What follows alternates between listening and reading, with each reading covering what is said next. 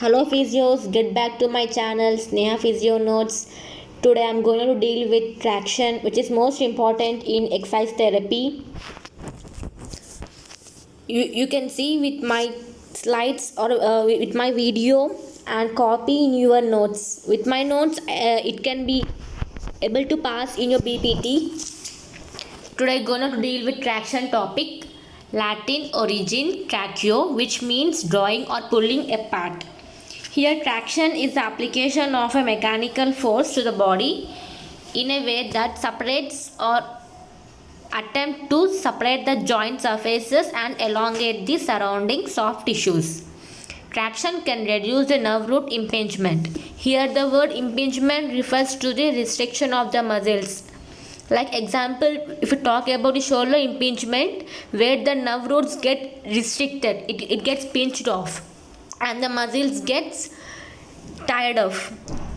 Like example of sits muscles in shoulder. Then it can stretch soft tissues, relax muscles, decreasing the pain and mobilize joints. Traction can be applied manually by a therapist or mechanically by a device or machine. It can be applied to spinal and peripheral joints. Traction can be applied with continuous or intermittent tension. Here the word intermittent tells about the taking a gap of traction 5 seconds, then going on in hold of traction with some force. Today specifically deals with spinal traction, with cervical traction and lumbar traction. What are the requirements of spinal traction? And I mean, what are to be settings to be used in clinically to treat a patient?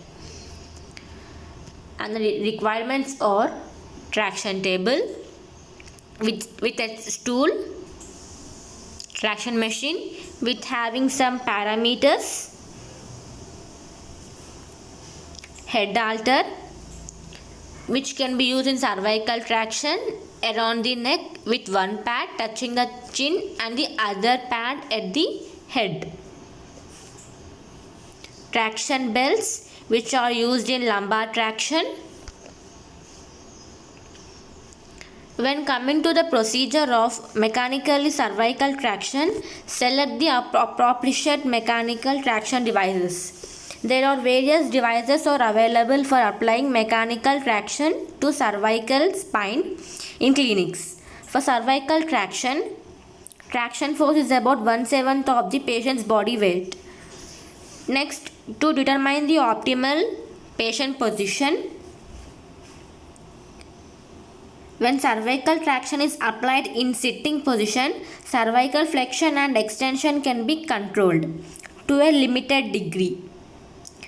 When patient is in supine, cervical flexion, rotation and side bending can be adjusted for patient comfort. Then third point, apply appropriate belts or halter. A number of different cervical halters have been developed to maximize the patient comfort and excessive pressure on the TMJ joint, temporomandibular joint. There are soft fabric halters.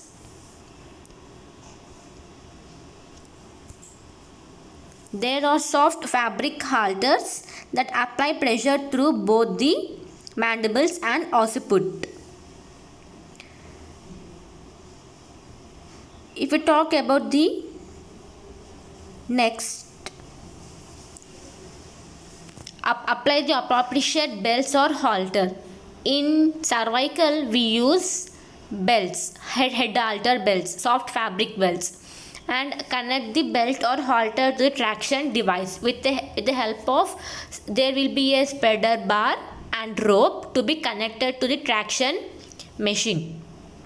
Set the appropriate traction parameters. First, we have a traction parameter of static or intermittent.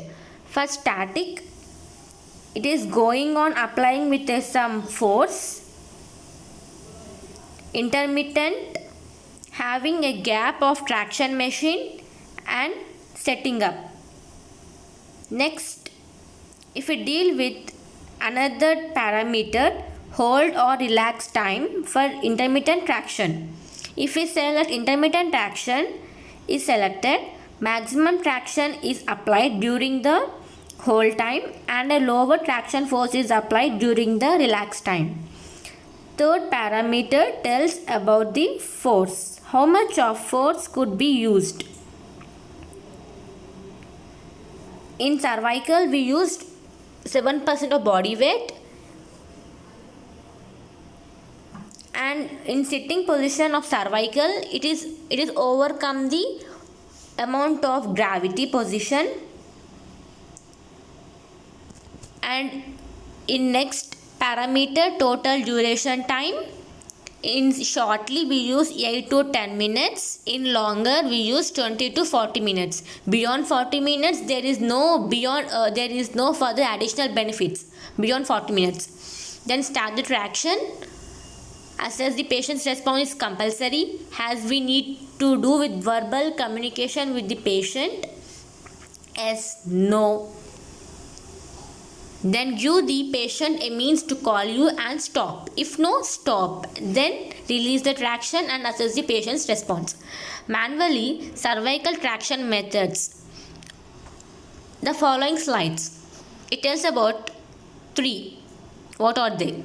They are both the hands under the occiput. Make sure that the patient should come out of the couch. One hand under the occiput and the other hand under the mandible, give a little bit of traction. Third one, manually, one hand under the occiput and the other hand over forehead. If we talk about lumbar traction, in mechanically and manually, same steps are to be followed out, but the main thing, it is difference only we use only the thoracic belts. Traction belts are used in lumbar, whereas in cervical we have used the head halter. Select the appropriate mechanical traction device. Yes. Determine the optimal patient position. In lumbar we use the position of patient is in supine. Apply the appropriate belts or halter. In lumbar we use belts. Then connect the belts to the traction device. Select the appropriate traction parameters. There are four parameters: static, intermittent. Next, second one is holding and relaxing time. Third one is force. With an amount of 75% of body weight, force is to be used out. And the fourth is total duration time. If it is severe, we can take 5 minutes. If it is mild symptoms are there, we can use 10 minutes. Start the traction. Assess the patient's response. Yes, no. Then manually lumbar traction, single leg traction. Here you can see the 2 therapists requires patient is in supine. Here we can see the person of patient is in supine. One clinician supports the patient torso. Torso means here you can see the lateral side of the trunk, while other puts traction on leg, exhibiting the radicular pain. After a series of 1, 2, 3, 4, 5, 30 seconds bouts, patient lies supine at edge of table and stretches the affected hip flexors, which are usually tight. I think you may know the hip flexors. What are they? S. Iliacus and psoas major muscle. Lumbar positional traction. Here you can see the patient position inside lying. You can see the pillow between the iliac crest and the ribs of lower border. And the patient is trying to flex the hip and knees. Then below picture you can see the patient is turning away towards the shoulder, superior shoulder. Next, lumbar positional traction. It is supine, knees ought to be chest. What happens? What the process includes? Forward bending of lumbar spine, as there will be a separation of spinous process, and increase the size of intervertebral foramen. Lumbar traction therapy. What are the cause? What to be occurred? Or what will happen in the disc. There will be a disc protrusion. As a result, there will be a nerve root nerve root get pinched off. A. B. Spinal traction and decompression. You can see here middle, water, oxygen and nutrients are reabsorbed into decompressed disc. Traction pulls vertebra apart to relieve disc pressure, and the nucleus pulposus re-enters the disc. C. There will be temporary back pain relief. Disc is rehydrated and gets back to normal shape. It is a temporary pain relief. Disc injury. Yes, there will be a bulging or herniated disc. There will be a stretched or weakened annulus fibrosis, which is from the pressure of nucleus pulposus. It is overall similar to the how you overinflating a bicycle inner tube. As there are some contraindications which are not supposed to use there are some contraindications which are not supposed to be used of traction. Unstable spine. It depends upon the posture too. Kyphosis, lordosis. Next, pregnancy. It is an absolute contraindication. Diseases affecting the vertebra. Fractured dents, odontoid process of second cervical vertebra axis. Traction is contraindicated for the acute neck or back injury. Children with Down syndrome who often have C1 C2 instability. You can see the picture with a child who have C1 C2 instability. So with Down syndrome we can't able to give the traction of cervical.